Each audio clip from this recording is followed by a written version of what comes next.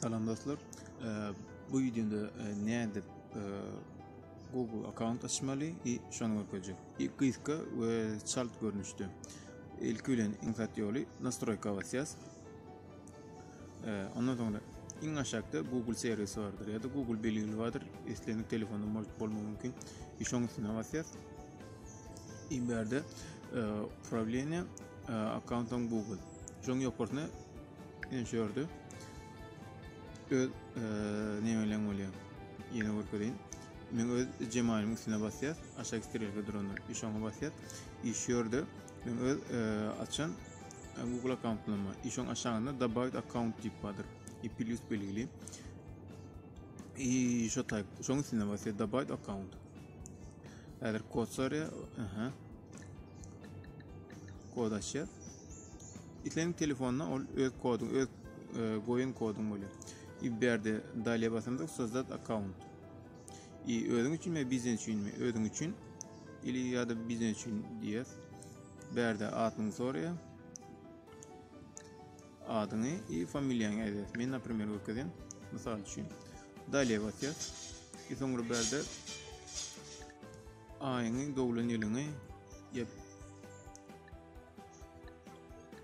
Примеры görküde нет, мужской.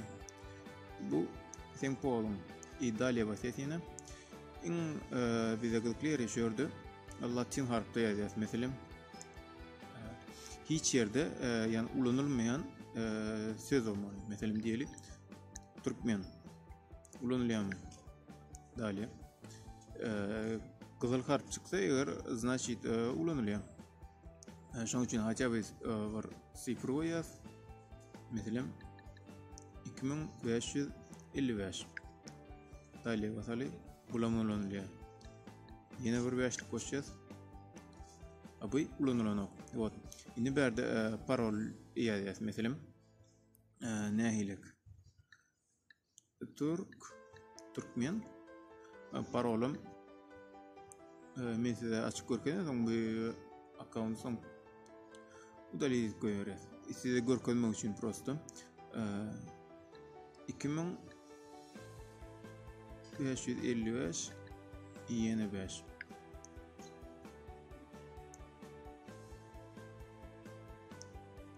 Вот.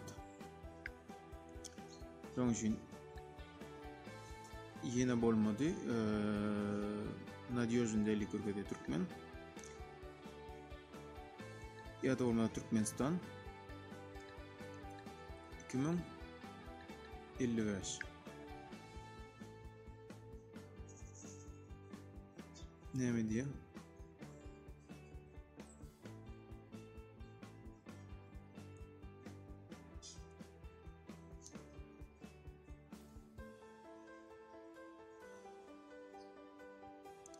Давайте другое. Yani neyle başka at koyalım. Mesela Mare 2055 вот sonra berde eğer numara gönmel dabaydı çek oldum dabaydı numara yok çekel oldum sonra metip oluyor propus diyeceğiz eğer mesela вот istedin уже имею готово Adam привет, фамилиям привет и Türkmen 2255 bin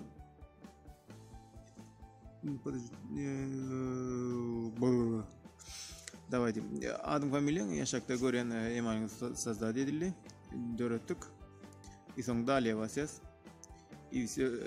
Şuradaki adını okudun mu? Okudun hava. Принимаю edeceğiz. Загрузки идея. И şunluk bilenim. Ben account'um tayin. Вот. Yine уже men yani 3 account oldu. Yine 4. Başka hiç kıyınçılık yeri yok. Ünter seriden için sağ olun. Eğer yaran olsa подписать edin yani ağla olun. И like basın. Sağ olun.